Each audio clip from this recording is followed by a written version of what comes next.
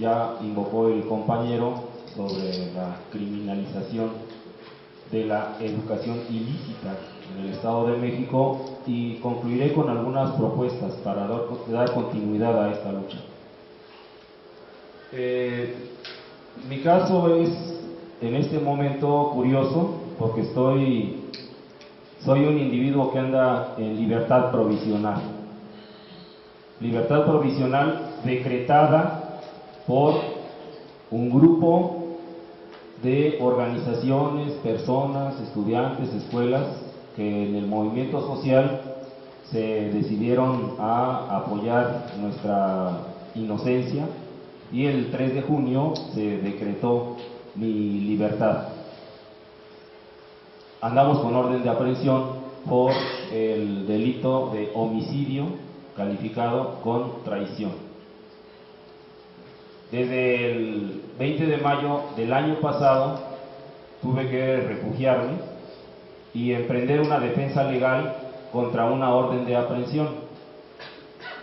Y hasta el día 3 de junio pasado salí a la luz porque tenía que reincorporarme a mi trabajo. Yo soy director de la preparatoria oficial número 55 en el municipio de Chicoloapan, Estado de México, desde hace 25 años. Soy profesor de base y tenía que reincorporarme porque pedí un año de licencia a este trabajo. Se vencía en mayo y tenía que asumirlo. Si no lo asumía, perdía la relación laboral con el gobierno del Estado de México. Y tuve que asumir este trabajo nuevamente. Sin embargo, el gobierno del Estado me negó el oficio de reincorporación porque me pedía antecedentes no penales. Es decir, me pedía que entregara el expediente que un profesor de nuevo ingreso tendría que entregar, no así una persona de base con muchísimos años en el servicio. Todo esto lo menciono para poner en contexto el caso.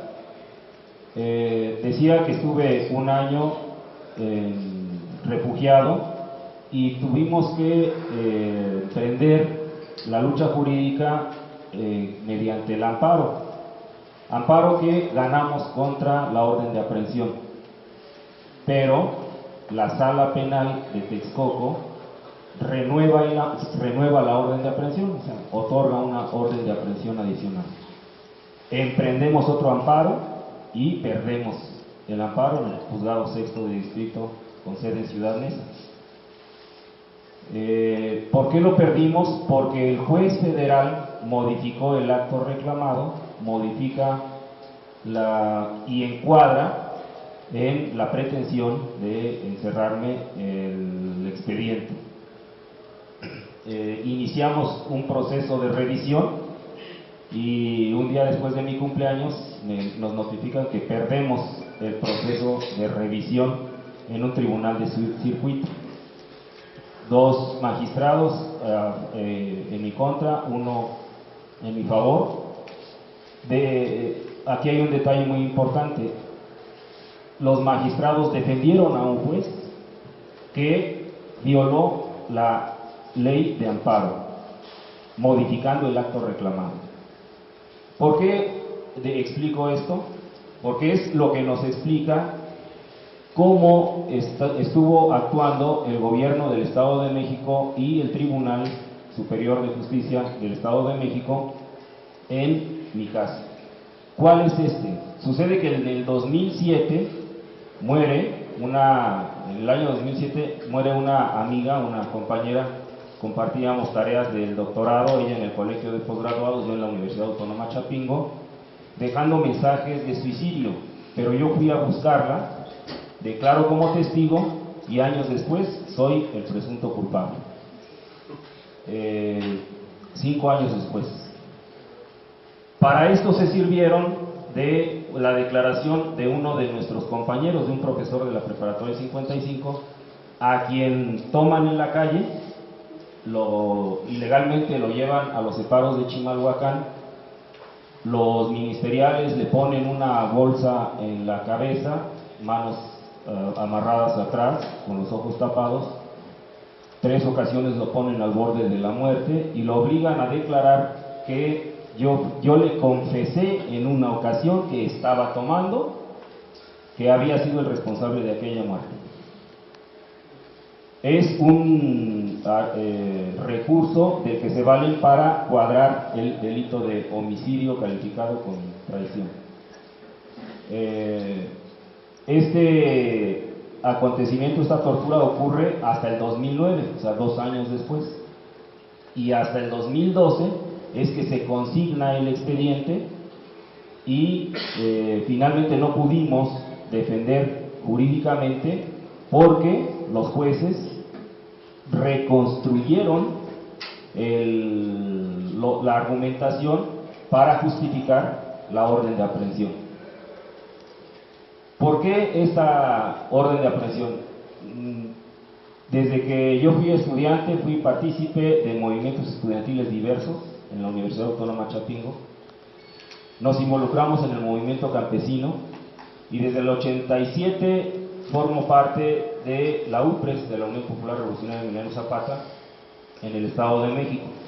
Participamos en múltiples movimientos, en múltiples actos, eventos del movimiento urbano popular. Hemos conformado escuelas, de las llamadas escuelas populares en el Estado de México. Estamos promoviendo una nueva universidad desde hace 3 años, la Universidad Revolución.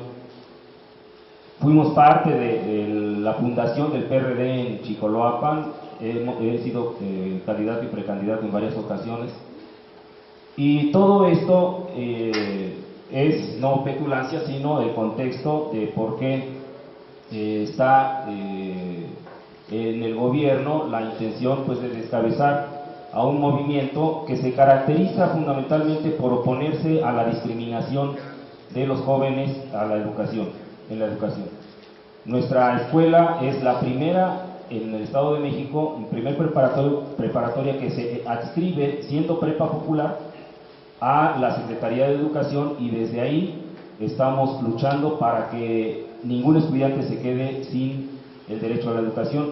En razón de esto es que hemos conformado varias escuelas preparatorias y la universidad.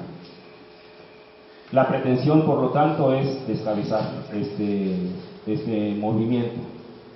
¿Y cuál es la situación en la que me encuentro? Tengo una orden de aprehensión, insisto, no sabemos cuánto vaya a durar esta libertad, pero gracias a la solidaridad, a la lucha decidida de los estudiantes de nuestras escuelas y organizaciones solidarias y el uso de las redes sociales, se hizo posible hacer una cobertura, eventos, foros, distintos eventos políticos, con los que el gobierno pudo ser contenido en esta intención de encerrarme. Es una experiencia que debe ser conocida porque la lucha social organizada, con las redes sociales, con la definición de la gente para impedir que se conculquen los derechos de las personas, es factible contenerlo. La Comisión de Derechos Humanos del Estado de México tuvo conocimiento de esto y guardó silencio. Llegó ni siquiera a una recomendación, simplemente dijo: no hay nada que perseguir, ni modo que los policías ministeriales vayan a decir sí, torturamos. No es posible. Bueno, ¿qué hay en el Estado de México adicionalmente? El viernes pasado se concretó, se decidió modificar el Código Penal del Estado de México para agregar un delito. Todas aquellas escuelas, organizaciones o personas que brinden servicios educativos no autorizados serán castigados con 5 a 10 años de prisión. Y si son servidores públicos, como maestros, como yo, como un servidor, será el doble. El secretario de Educación, días después, el secretario de Educación del Estado de México, dice: es ridículo que se quejen los luchadores sociales, a estas escuelas hay que acabarlas. Está publicado en La Jornada. El Congreso, con una iniciativa del PANAL, lo que está haciendo es entregarle una placa de policía, un garrote y un kit de justicia al secretario de Educación, y está convirtiendo no en el super policía como Mancera, el ultra policía es Erubiel, y con su gendarme, el secretario de Educación, que va a perseguir por oficio a aquellos maestros, a aquellas personas que creen escuelas. En el Estado de México hay una enorme tradición desde hace 30 años por crear escuelas populares, escuelas que se crean en zonas marginadas. Después se exige el reconocimiento, el pago de los maestros, porque son escuelas que se necesitan. Hay cientos de escuelas que se han creado de esta manera. Hoy esos son criminales. Nosotros que estamos dando servicio educativo sin autorización del gobierno, porque ni modo que el gobierno cree las universidades necesarias, ya somos delincuentes. Se está cirniendo entonces una cacería, se está cirniendo entonces un gran trabajo para los centros de derechos humanos, para las comisiones. Va a haber mucho trabajo ahí. ¿Qué planteamos? Nuestro caso es una experiencia en donde se demuestra que la organización social, la comunicación, el diálogo, puede contener las arbitrariedades, los atropellos. Planteamos que tienen que multiplicarse este tipo de diálogos, tienen que extenderse a todos los rincones del país, tiene que incrementarse las formas en que dialoguemos, así como en este caso. Planteamos que los medios alternativos, las redes sociales, deben coordinarse conformando una estructura de todas las organizaciones, de todos los organismos. En su estructura debe haber un ala, el ala de los derechos humanos, el ala de la comunicación para defendernos de la represión. Tiene que haber una coordinación para que las redes sociales, los medios alternativos tengan un sentido y defendernos de la represión y defendernos de las violaciones a los derechos humanos. Para eso hay que hacer reuniones específicas, convocarnos a reuniones específicas en donde los medios alternativos, radio, televisión, redes sociales, en fin, tengamos una porción de nuestra vida cotidiana, de nuestra vida orgánica, destinada a los derechos humanos. Y la tercera cuestión, si el Estado tiene un sistema de seguridad nacional, inteligencia para la seguridad nacional, que es la seguridad de ellos, la sociedad civil también debe hacer este sistema. Es necesario que nos demos a la tarea de advertir y de adelantarnos a los actos represivos. Sí es posible anticiparnos. Y también es posible dilucidar la estrategia que tienen los gobiernos represivas contra personas específicas o en actos masivos. Sí es posible preverlo, sí es posible desarticular sus estrategias, si nos planteamos conformar un sistema de inteligencia social contra la represión. Sí es posible que distintos profesionistas, personas con mucha experiencia, expresos políticos, presos políticos, configuremos una sabiduría, configuremos un esquema, todo un sistema que les sirva a todos los que ya padecieron, están padeciendo y están por padecer. Gracias.